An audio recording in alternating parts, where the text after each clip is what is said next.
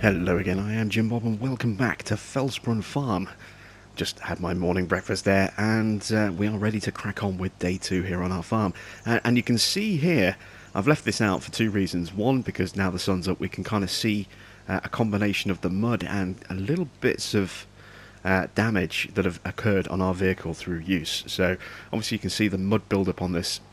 The mud effect is much nicer, I think, than it was on FS19. It actually goes into a little bit more kind of individual fleckiness. It's not just kind of blobbed on like it was. So I really do like the new mud look. This is a tractor that's been working hard in the field pretty much the entire day yesterday and into the evening as well. So a lot of build-up of mud over time. This is set on normal sort of acquisition of mud, so it could be faster or slower depending on what your settings are. If you have it on slow speed on mud, medium, fast, or turn it off entirely. And then over here you can see the damage that we've done to the plough. We've scraped all the paint off the blades. As you can see, just got these tiny little sort of patches at the top. So this brand new plough has seen quite a bit of punishment already. And I just wanted to show you that before I cleaned them off and put them away. I just thought it was a nice little visual representation of how the new sort of damage and dirt system has been implemented. So, plan today is to start working on our fields. We've got the ploughing done. That's all taken care of. We do need to put some lime down on field 1. So we're going to head over to the store and lease a spreader and buy some lime pallets to fill that up. There we go, looking nice and clean and shiny again. And you can also see, while we're talking about the damage, if you look at the symbol just on the sort of left of the speedo, my damage indicator, you can see that has gone down quite a bit through all the work that we've carried out. Oh, in fact, we brought the I forgot we brought the lime spreader up, didn't we? So we can go straight away onto spreading some lime, and then once that's done we'll start seeding, and we might well need to weed our fields a little bit as well going forward. We'll have a look on that. So let's drop that plough just there. Let's put this away for a second. We're going to use our brand new Fendt 500 favorite to spread the lime. There we go. So let's jump into our new tractor. There we go. And we'll hook up to the bridle sprayer that we, or bridle spreader that we leased yesterday. Big mountain in there of lime, but we will need probably all of that, or at least most of it. If we take a look at our fields, so we're up here, fields 1 and 2. If we go across to soil composition, you can see that this field is this kind of turquoisey blue colour, which means we need to lime that field. This needs to be done every 3 harvests, or else you lose, I think it's 15% of your crop. You can see the birds are out already. I have to say, I like the concept of the birds, but I feel that they're a little bit too frequent, and that we just see them way too often. So I think I need to be lined up about here. There we go. So let's unfold the spreading arms. This increases the spread width quite dramatically. Am I in the right place? Let's have a look. Not quite. So I need to back up a little bit and just move across a little bit.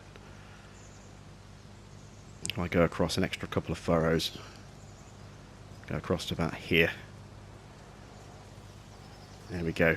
And you do get this huge cloud of dust that sticks out the back when you're spreading lime. It's just monstrously large, but it looks kind of cool. Very nice kind of particle effect. I'm just using a worker just to get the first pass done, so that I can have a straight line to work from, and also to help me try and gauge my spacing for when I do this myself. But you can see how quickly this is going down. We're down to 8,000 litres already. We started with 10,000 litres.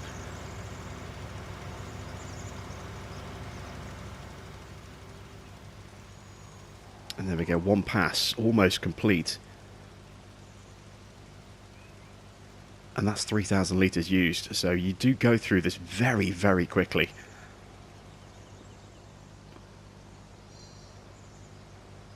So let's turn, let's get lined up. So I think I want to be about here. Probably go across a touch more, but we'll stick here just to be on the safe side. There we go. It's a nice fast job this. You can do this at 12 miles an hour, so it's not a long, slow, time-consuming job. But as I say, you do go through the lime so quickly that you need to have a good supply. The good thing about it is that it's cheap. It's only $450 per pallet. You can actually go to a lime station on a map and just fill up from a silo rather than buying pallets. That's probably going to be cheaper. I haven't done a test comparison on that yet to see whether it's cheaper to just buy in bulk from a silo and fill a spreader up right from the start, or whether to buy it in pallets. So that's something we can check at some point in the future. Oops. Just bumped onto my my ramp there. Oh, and I just got a trophy for Happy Plants. I'm guessing that is for spreading lime.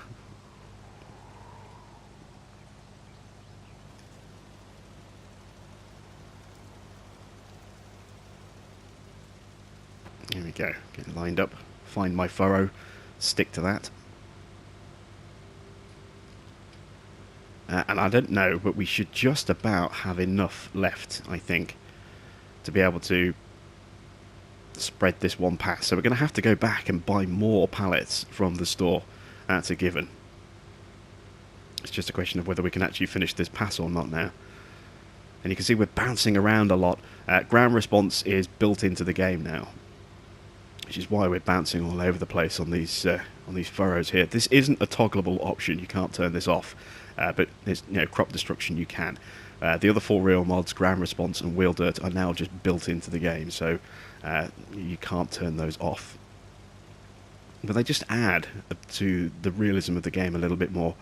So rather than trying to do just a tiny little bit with the remaining 961 litres, we're actually going to head back to the store, buy some more lime, and then we'll get going on this again, and once that's done we can start our seeding.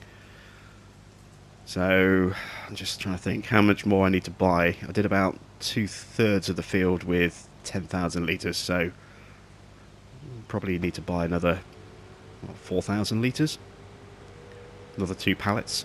If we do have anything left over, we can empty it out into a leftover pallet, and then we can just hang on to that, and when we need it again, we've already got a little bit of lime on hand, which is quite helpful. There is the waterfall. That is a wonderful feature, that waterfall. Sounds great as well when you're going past it out, in third person, and you really hear that water crashing against the rocks. And you get some really nice speed going down this road here. It's a very pretty road to drive down. It takes a little while going uphill because of the gradient. It can, depending on the vehicle you're using and whether you're pulling a load or not, you can end up slowing down quite a bit as you struggle for horsepower. The other way down, on the other side, which we'll probably try out at some point soon, is beautiful. Absolutely beautiful to drive down that road. Haven't tried driving up it though. I imagine, again, there'll be a fair few places where the gradient gets quite steep, and especially with a load, we could end up really chugging our way up that hill quite slowly.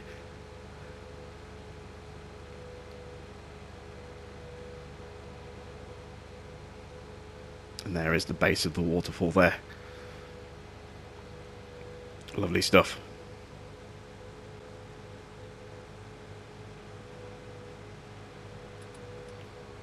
Start slowing down. The braking is a lot more gradual, which I do really like. Oops, rolled out a bit there. In Farming Sim 17, the braking was very abrupt, so you just touch the brakes and you would, reduce your speed pretty much by half almost instantly, and just really slow down way too fast. I prefer the new braking system. It does seem a little bit more. I don't want to say sluggish. I would say a bit more realistic. You don't just suddenly grind to an instant halt. There's more time involved in the slowdown process, and you can just tap the brake when you're in cruise control like that. You can see it's a much more gradual kind of slowdown rather than the really sudden and abrupt slowdown that we did get before. That is just a nice little touch, I think. I always, like to drive in first person when I'm doing this kind of thing, just, pottering around the map, and when you just suddenly slam the brakes on just by touching the brake button briefly, it really does kind of shatter the illusion a little bit.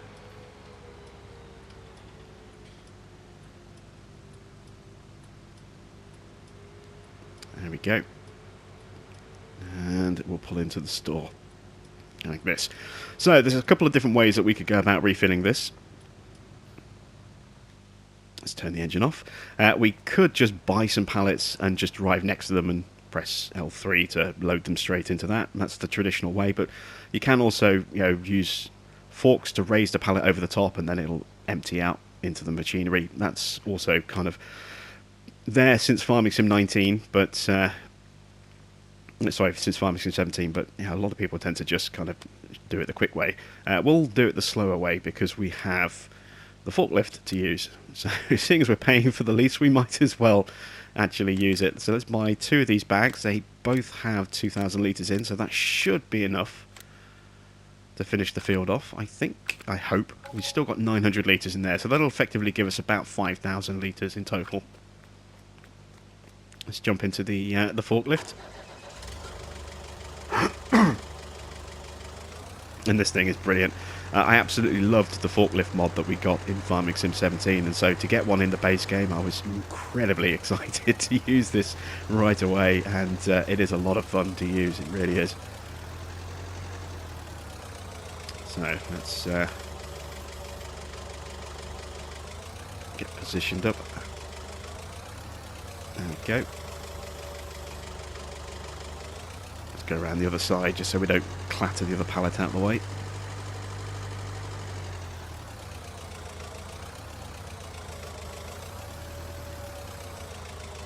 Can I reach actually? Oh, just. I can just reach. No, I can't. That's as far as I can go. I can't actually reach far enough in to... Oh, that's disappointing. I'm going to lose the... Yep, I've lost it. But it's emptying, I think. Or it was. Ah, this could be a problem. How am I going to get that out? Oh, dear. If I reset my sprayer or spreader, that'll work. But I'll lose whatever's in there. Okay, so this has not got enough reach because of the extended sidewalls on that. That's frustrating. I wonder, can I jiggle this around enough, perhaps, to flip it on its side? This could be interesting.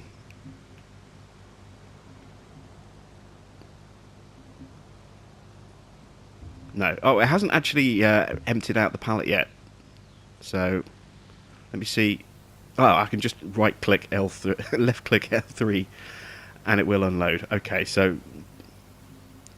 problem averted. I don't know why I didn't think of trying that straight away, actually. So yeah, a bit of a shame we couldn't use the forklift. We just don't quite have the height. For some reason, it doesn't seem to want to autofill these particular pallets. They should have just opened up automatically in as soon as it got anywhere near the top of the spreader. Maybe that only works with seed and fertilizer and not with lime. So we'll try that again at some point with something a little bit different. Let's get our beacons on now.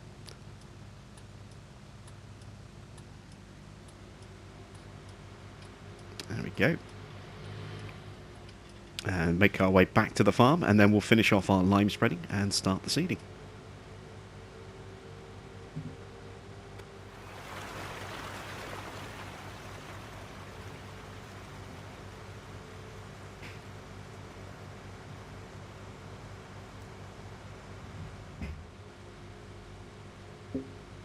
Okay, so we've crawled our way up the hill, mainly at around about 13, 14 miles an hour.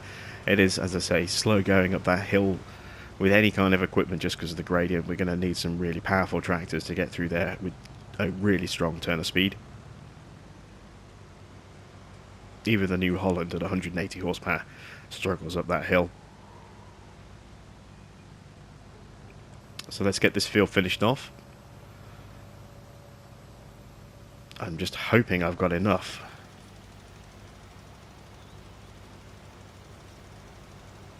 Let's get a bit wider. There we go.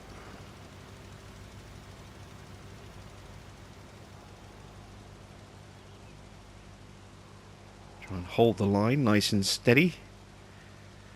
Make sure that we don't leave any gaps. I just want to make sure I get proper coverage.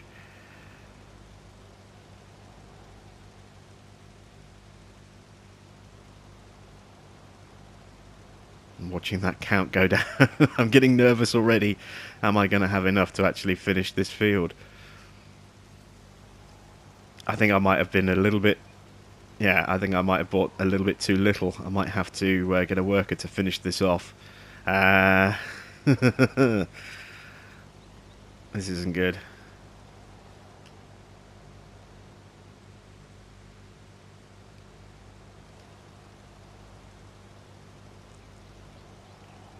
We'll keep going, and if necessary, because I want to show you the mechanic for unloading into a pallet if we have leftover. So what I might do is I might get the worker to actually buy the rest.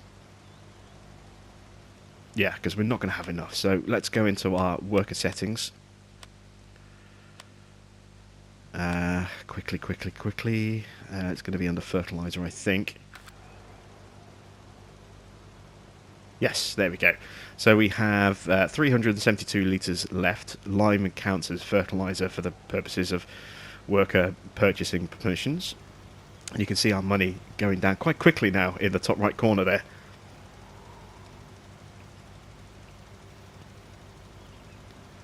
And there we go. We have spread lime on that field. We are done. So we'll fold this up. We'll take this back to the farm before we do anything else.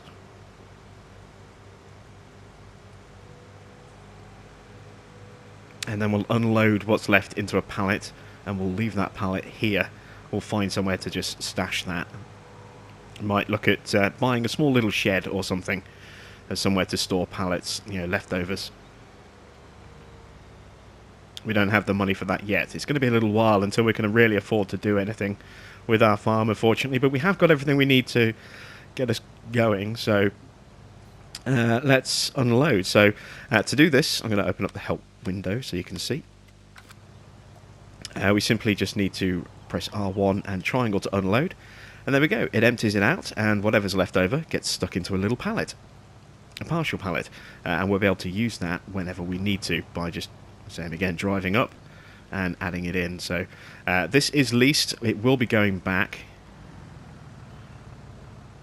We're not going to keep hold of this. I'll take that back a little bit later on because I want to get the seeding started right now. So let's just move that there, like so. I'm just going to have to kind of nudge this just to move it out of the way. Like I said, we need to find somewhere where we can stash leftover pallets, and for now, the sort of little bit around the side here, next to the workshop, should do quite nicely.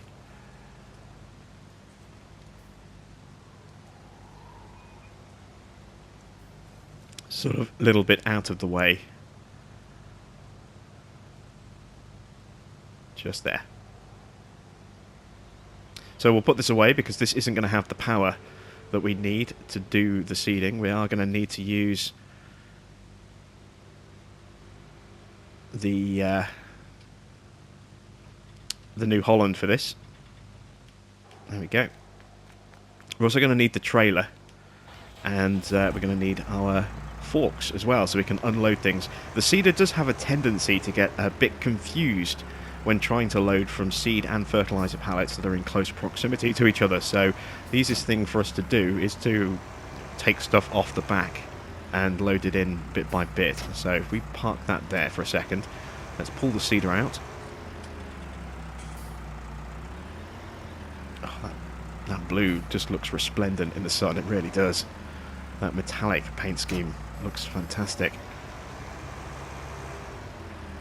And let's just get rid of the help window. There we go.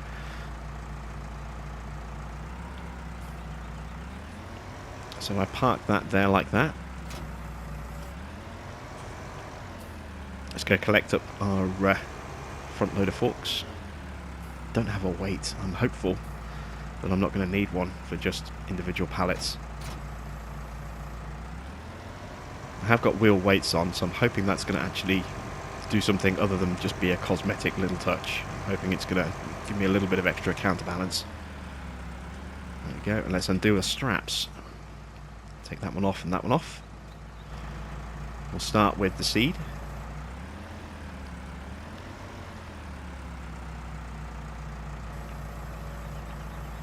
Oops. These forks are very twitchy with the improved improved sensitivity, so I might need to dial that back a little bit more. I've already dialed it back a touch. I'm the wrong way around. I thought the hinge was on the other side. That's my fault. So the lids do open and close automatically now, so you don't have to manually do that anymore. And you can see the seed there being poured out the bottom of the bag into our seed bin. The seed bin is the back one, and then the white bin at the front, that's for our fertiliser. We'll get 3,000 litres exactly of seed and 2,000 litres exactly of fertiliser, so it works out very nicely when it comes to buying your pallets, 3 and 2. In fact, let's just play around with that sensitivity a little bit more. Drop that down to 100, which is the default setting. There we go. And the shadows, you can see, do make things quite tricky, so I'm putting my lights on just to eliminate the shadows in that little bit there, so I can actually see where the pallet is in terms of hooking it up with the forks. This is what I mean about getting used to the new lighting engine. It does create some very unusual shadows that take a little bit of getting used to.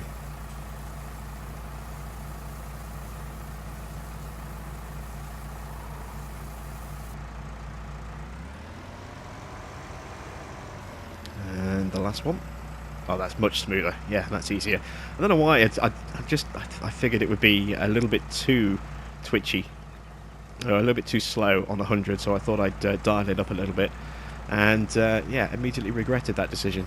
I think we may possibly tweak it depending on what we're using. So some equipment that we might possibly improve our reaction speed a little bit. Others we might just have to dial it back down to this, just so it doesn't go out of control. There we go. And I'm going to, I don't normally use this, but I'm going to turn on stop and go, or turn off stop and go braking as well, so that I don't lurch backwards whenever I hit the brakes. In yard work, this is where, you know, stop and go braking being turned off is very useful indeed.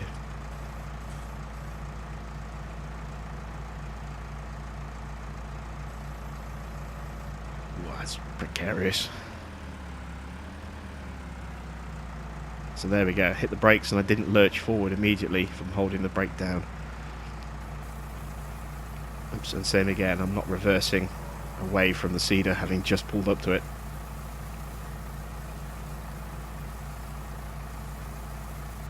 Okay, so our fertiliser is full, just one last pallet of seed, and then that's done. Let's see if we can do this one in first person. This could be a bit of a disaster.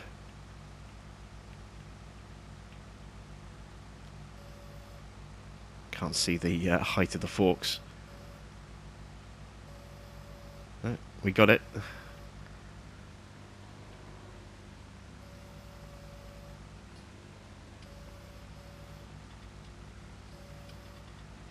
Turn the lights off now. And there we go, the last of our seed. So we still have the liquid fertiliser pallet. We'll do that when we need to top up our sprayer. But for now we are going to be planting. So Let's drop the forks back off again. We don't need those anymore.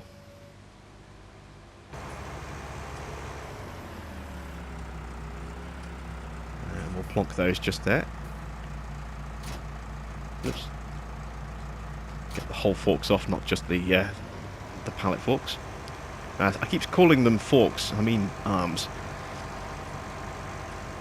I just call them front loader forks, I don't know why. Something I got into the habit of in Farming Sim 17, and it's just kind of stuck. There we go.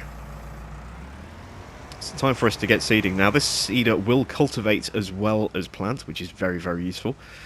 And I need to decide what we're going to do. So I'm thinking that we do oats on one of our fields and wheat on the other, because I want to do some baling with the new mechanics. And I want to try out that new crop as well, see what the yield is going to be like on oats. So let's get this into position. It's a 3-meter seeder, not huge. And does this have ridge markers? It does. Okay. Excellent. Let's try out the ridge markers as well. See how they work. So we'll lower, we'll turn on. I got quite disappointed with the ridge markers in 17, and these ones, it might be because we're putting a ridge down on ploughed ground. It might be because there's lime on the field, but yeah, you can't really see the ridge at all, can you? That's a bit of a a bit of a disappointment again. So I think we'll get rid of the ridge markers. You can manually open the seeder lid there. You just saw me popping them open by mistake as I'm trying to close close up the ridge marker. I ended up opening up the seeds by pressing the wrong button. And that, as before, at least with this seeder, is L1 and left on your D-pad. Oh, it's been a while since I used a 3-meter seeder. They are very, very narrow.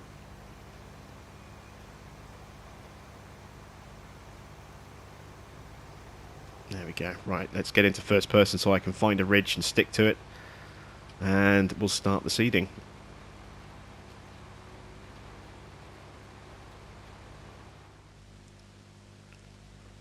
I've hired a worker to run the seeder because it's really fiddly trying to run a 3-meter seeder on ploughed ground. And I think we'll do another contract. And this time we're going to use our own equipment. So you can see here, we've got this contract here, harvesting some oat in field 33, and then taking the product to the train station mill. Now the train station mill is actually right next to field 33, which is really handy. So we can shuttle equipment down there.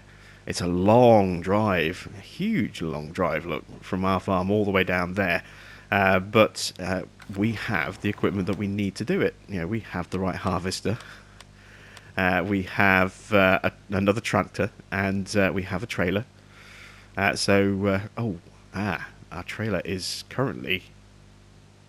Yeah, we can do that.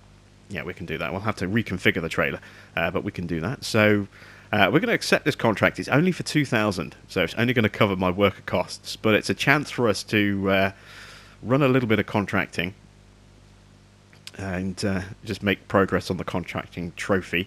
And it's also a chance for us to break in our new harvester as well. So let's accept that contract as is. We're not going to lease the equipment. We already have it.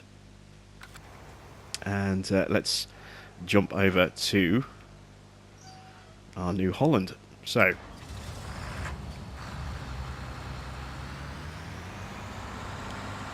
this thing is fantastic. I really love this combine. It's got such a great engine noise. It kind of reminds me of the old buses in a way, the noise it makes when it fires up. And it is an absolute joy to drive. It really is. It's very, very smooth.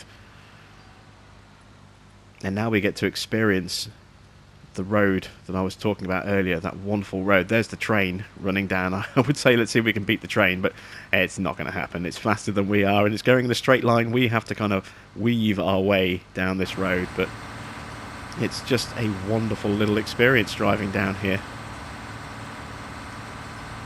Very pleasant little windy mountain lane. Let's get our beacons on. I haven't seen any other traffic use this road before, so I don't think we're going to encounter anything, but just look at how cool this drive is down here. There's one thing that this map is very, very good is in terms of its views and its scenery. It is beautiful to look at. It really is.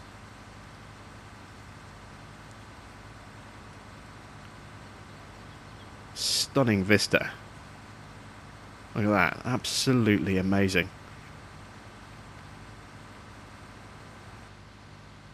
And we got a nice little cut through into a bit of forestry down there. There is a shortcut through there. We might take that with the tractor. But you can see we're kind of snaking our way down the mountain. And we're so high up where our farm is compared to the ground below us that we have to do these cutbacks like this. Otherwise the gradient would be impossible. It would be insanely dangerous and fast going down and impossible to climb on the way back up again. But this is such a wonderful little winding road to drive on. I came bombing down here in the Mahindra the other day, about 40-50 miles an hour, and I had to slam the brakes on every time I got to a corner because there was a very real risk that I would just keep rolling, literally just keep going straight, but sideways and screaming and on fire and upside down. Yeah, that Mahindra does like to roll when you get up to speed and you take a corner, any kind of corner. This, you take that at about at above 30 miles an hour, you're asking to flip. You really are, that corner there.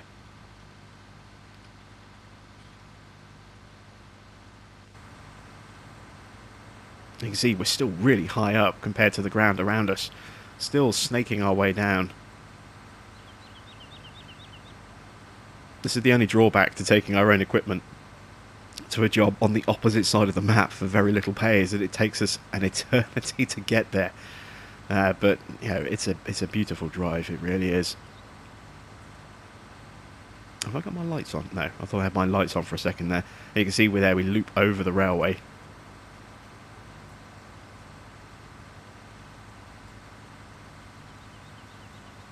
Nice little bridge there. And finally we're getting back to civilization down here as we approach a main road and a level crossing. So where do we need to go from here? We need to go left and then follow the road down. Although we could go right. Yeah, let's go right instead. And we can take a tour past the port and the BGA as well.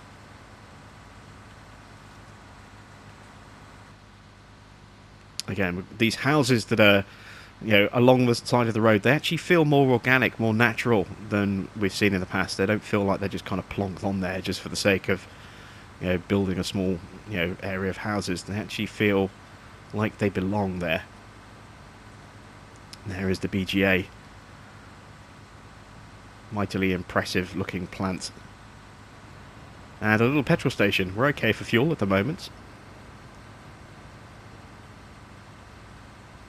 Very pretty little roundabout system just here. And there's the port. Just over there.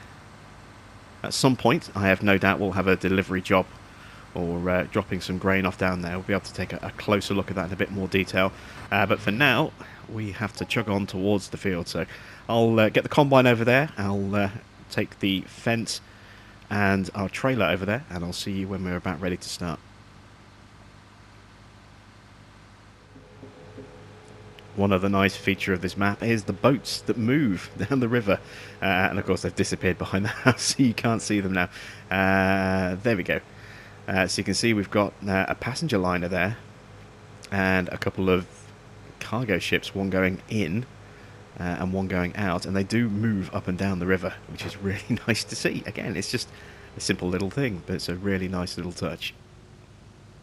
So let's park up just here behind the combine. Make sure we're not actually hanging out on the road. No, we're okay. And let's jump in and let's start combining this field as a contract with our own equipment. Oh, we'll need to unfold, of course. And am I blowing straw?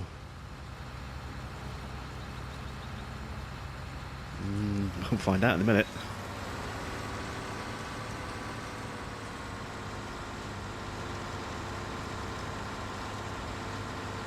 Yeah, we're blowing straw. Now, it's been theorised that you can actually collect the straw and bale it on a contract. We don't have a baler, and we don't have the money to lease a baler either, or anywhere to store the bales, or even sell the bales, so I don't know if that's the case. On this particular run, we can't test that, but we will definitely be trying that later on.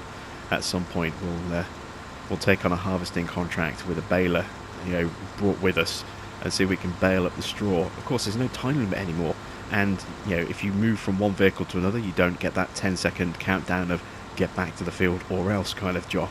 So we can now theoretically do that. We can break off from the actual harvesting and bale the field, and then collect the bales off and take them and sell them. So that would be a nice little way to maybe, perhaps, if it works, gain a little bit of extra income. But we're going to blow the straw just because we don't have a baler, so it kind of doesn't make much sense to swath it like that at this stage. So we'll chop it instead.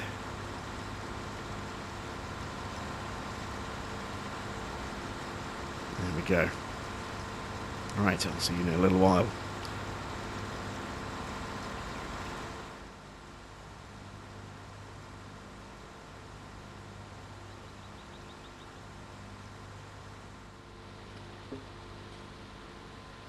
Okay, so this first fiddly little bit down here, which is quite tight up against the border of that house and the forest, that is now done. There we go. So let's move away. You can see I've left a couple of little patches. It's not the end of the world. I may as well see if I can grab those on the way back. It's that one. We'll get that thin strip there as well.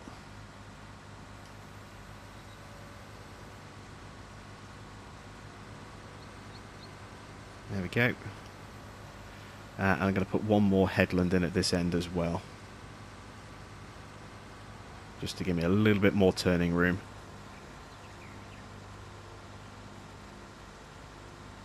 Oh, I've just realised we are almost full on the combine. I hadn't even been paying attention. I kind of slipped back into that default mode on contracting where the combine just runs and runs and runs. Still getting used to that, so we need to go and empty this into our tractor. So let's pop the arm out. There we go. We've only got a small amount of space left in the back of this thing. Of course, we are going to have to take the cover off, or else we won't be able to tip. So if I just stop about there.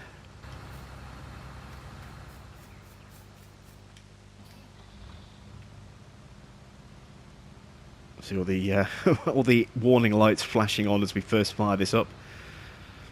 That harks, it takes me back when you see all the lights flip on when you first fire up a vehicle. There we go. And if we pop out, you can see the field info box obviously now shows the name of the farmer who owns this field. So it's Sophie Dresdner. Oh, Sophie Dresdner. The fruit type there is oat. The growth stage is harvested. Just here. If we move into here, ready to harvest. So we'll update, and it shows you the fertilizer level as well. Look, 45% just here. 93% just here, no weeds, 99% now, and it also shows that the field needs ploughing. So that little info box will update depending on where you are on the field. So if you do have poor coverage and you're a little bit sloppy with your fertilizing and you leave gaps, it will show you the difference as you kind of move around on a dynamic level rather than just one default level for the entire field. There we go. So back in the combine, time for us to carry on doing a little bit more of our harvesting work over here. I'm going to try and do as much of this in cab as I can. This is actually quite a good combine for in cab harvesting, so it's a good way for me to practice and try and get a little bit better at it, because it is one of the weakest areas of my game is harvesting in first person. and I will see you again when we've made a little bit more progress.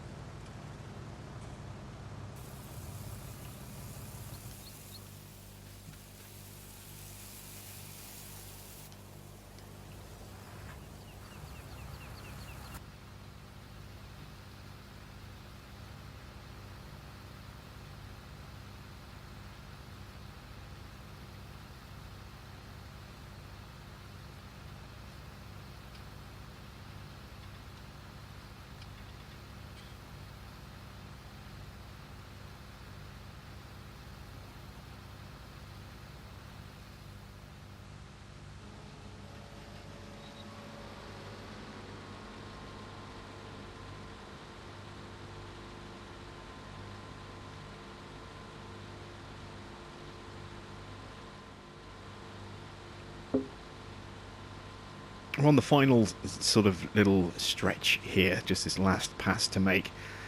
We should hopefully be able to get all of this into our trailer. I think we've got about 1,500 litres capacity left maybe, and our worker has just finished seeding field 1, so we can get seeding on field 2 with oats pretty soon. This is oats actually, so this is quite a good example of what kind of yield we can expect as a rough kind of guideline. Now this isn't a field that's been ploughed, I think, so that's going to take 15% off the yield. It wasn't fully fertilised in places either, so that's going to drop the yield down a bit. So we can expect to get a lot more than we've got off this field, because ours is a little bit bigger than this field, I think. Well, let's get the last of this unloaded in. Hopefully it will all go.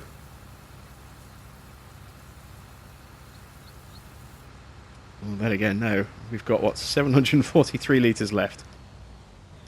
Ah, never mind. Okay, so let's deliver the first part of this. See, the birds are around all over the place. Yeah, going back to the birds, I kind of touched on this earlier. I do feel that the birds is perhaps slightly overdone. It's a nice little visual touch, but it happens so frequently, especially on one field. You know, the birds will come in, and you'll shoo them away when you're driving past, and they fly up, and then they fly straight back down and shuffle across again, so that you get them on the next pass again. It's just, it's everywhere, and I feel that they've perhaps overdone that. They need to dial that back just a little bit. What was a really nice little thing is starting to feel a little gimmicky and overdone. You know, it's the same when you see, you know, when you glance up and you see the same plane flying overhead every 30 seconds.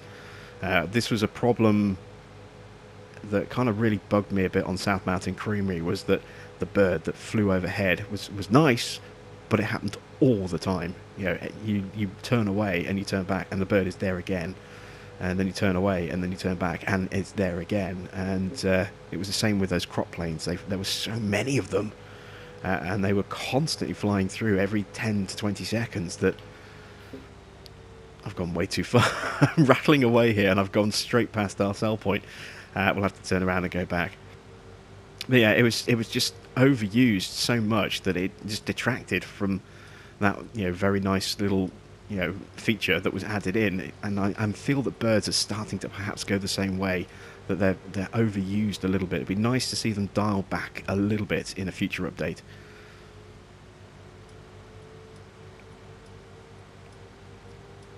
So I completely forgot that our sell point was literally right next to our field, and so here's me doddering off down the coast.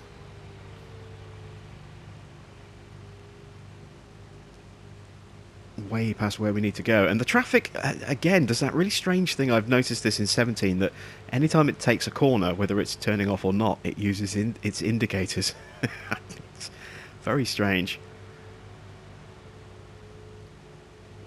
Some roads it doesn't seem to do it, but other roads it'll come to just like a... there we go, look, see? He's not turning right, he's just... Well, he's turning right as far as the road goes, but he's not turning off the road.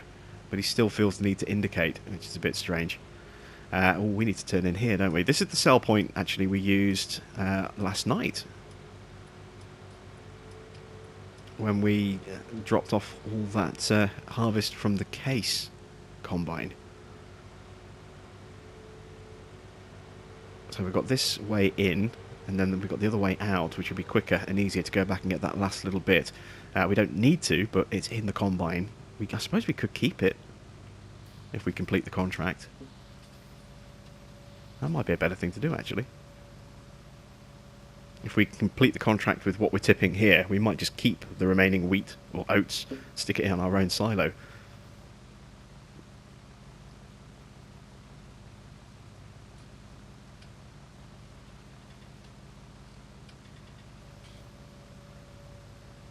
Uh, 97% transported for field 3, so okay, we can't. We need to actually go and get the last little bit to complete the contract. It was worth a try.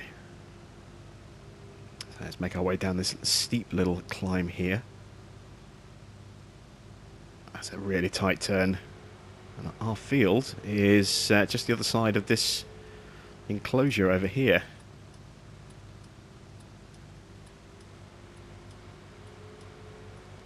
So we just need to go round the corner. That will turn off just here. There we go. And there's our field. Well, I say our field. There's the field that we've been working on. So let's get the last little bit. As the train goes rumbling through. I do like seeing the train in motion. Of all the little things that Giants have tweaked this time around, that is one of my favourites. Is just having that train rumbling through in the distance. It just adds more character and more life to the map. You know, obviously that's the reason why we have traffic on the roads. It adds life and depth to the map, and having the train rumbling round on a map that has a train just makes sense. You know.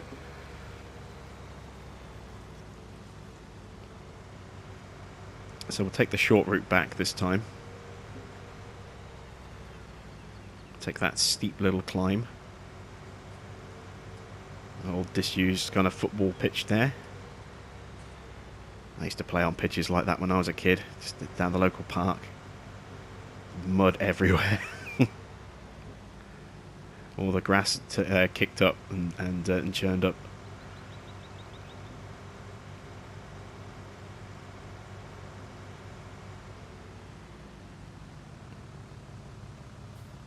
And there we go, this should hopefully complete the contract. There we go, contract complete on field 33.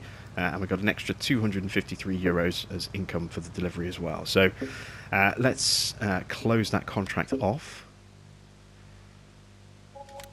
There we go. Oh, we've got a transporting contract. Transport items from the railroad silo west to the ranch. Another one here, from Port Southeast to the Castle Hotel.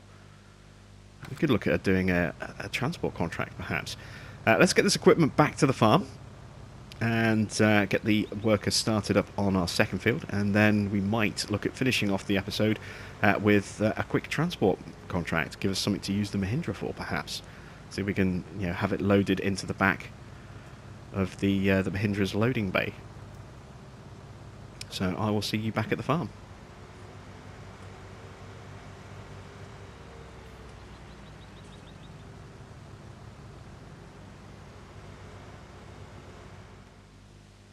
Okay, we are back at the farm. Everything is put away, and we're going to take on this transport contract because we haven't tried one of these, and transport contracts have been absent from the game since Farming Sim 15. They weren't in 17 at all, so let's take this on. It doesn't tell me what I have to transport from Port Southeast, so this could be the wrong thing that we're taking, but we're going to take our Mahindra Retriever down there and see if we can actually see if it's a small item that we can maybe sit in the back pallet just there. You'll notice as well, look, the drive stick there, the gear stick, it's automatic transmission, but you can see we're going from neutral to drive or reverse, like that. That's really cool to see. A little disappointed that because we're running in miles per hour, the digital speedo is still in kilometers per hour. But it's just one of those things, unfortunately. That's something that Giants have got a long history of doing, is not updating the displays in vehicles. depending on which, if you switch from kilometres to miles. So we need to go from port southeast. Let's have a look, see where port southeast is. That's port northwest, port southeast down here. So let's tag that place. There we go. Just about see it flashing on the radar, but we'll also see that column that kind of pops up when we get a little bit closer. There it is. It's like, if you've seen Lord of the Rings, it's a little bit like when Minas Morgul, suddenly, was it Minas Morgul? Or Cirith Ungol, that just unleashed that huge beam of light into the sky, and you can see it all the way from Minas Tirith. I'm getting a little nerdy here, sorry about that. So we'll make our way down there, and you'll see what I mean about how dangerous this thing feels. You see, a slight bit of extra speed and we spun out. If I'd gone any faster, I would have rolled, and I would have carried on rolling for a bit. Sometimes you can right yourself automatically, but this thing in first person at speed around corners like this is terrifying. It really does feel fast, so you do have to be careful if you're blasting it around these corners. It's very easy to have a very nasty accident. So I just literally just ease off the steering, or ease off the throttle, until we're round the worst of the corner, like that. There we go. I should set cruise control for something a little bit more manageable, I suppose, and just run like that. It's a lot of fun, this Mahindra, but as I say, terrifying to drive at speed. It's so twitchy as well, because it's such a short wheelbase that the slightest little movement on the steering will get it steering. And whoa! Oh no! Ah, we are stuck. We're not drowning though. We're not drowning the vehicle. That is odd.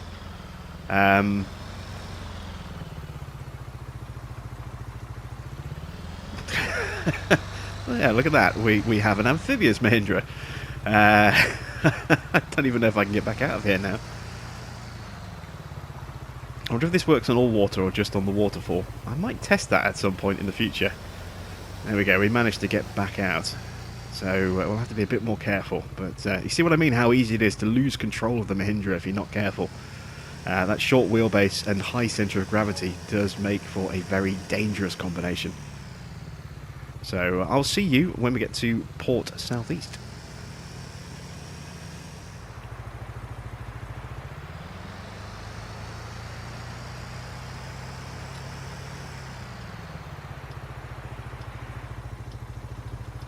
Okay, here we are at Port Southeast, and I need to figure out what it is that we need to transport, and whether or not it's something I can stick in the back of this. Here's the sell point. How do I find out what needs to be transported?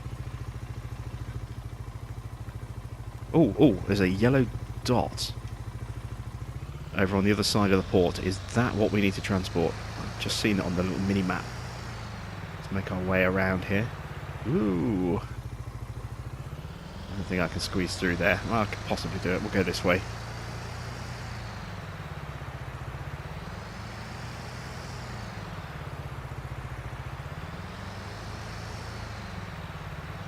Going this side of the port.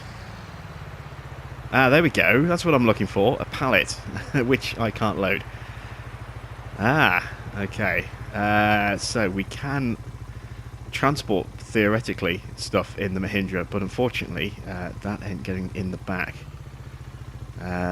It's a shame we can't auto-load into the back of the Mahindras on these transport missions. So we're going to need a tractor with a front lift. Sorry, with a front loader. So that's a bit of a disappointment. I was really hoping that we could stick it in the back of one of these and then run that up the hill. That's, you know, even this way round, could I actually fit it in? Just, but it would be hanging out the back an awful lot. I feel that's a missed opportunity, that we can't, use these Mahindras or the Gator, if you've got the John Deere Gator, for delivery missions like that. So we'll cancel that contract. It's not going to penalise us for that. Let's cancel it with triangle. We lose the payment. That's fair enough. And then complete that so that it's off our system. So, yeah, a bit of a shame. I was kind of hoping that we could really have some fun with these little vehicles. The main reason why I bought this was for transport missions. We don't have any animals at the moment, so we can't transport things like eggs or wool or anything like that in the back of this. Going forward, we'll probably use it for that, but I might possibly sell the Mahindra to give us a little bit of extra cash. Let me see how much it's worth. Let's take it to the store. See if it's worth trading it in and getting rid of it.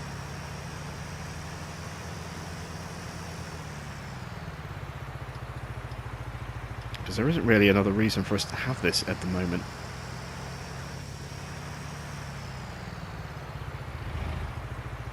We can always buy another one back if we change our minds in the future. Oh, I missed the store turn off. But we can get into the store this way. Oh, this thing is so rapid.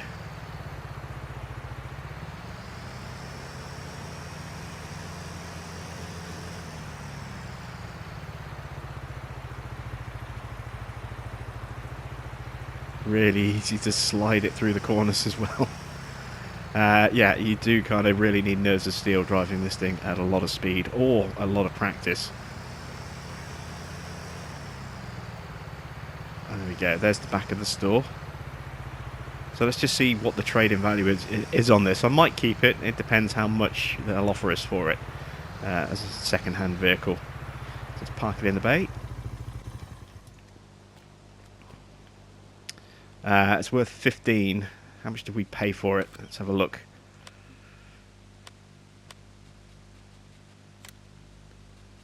We paid 17 too.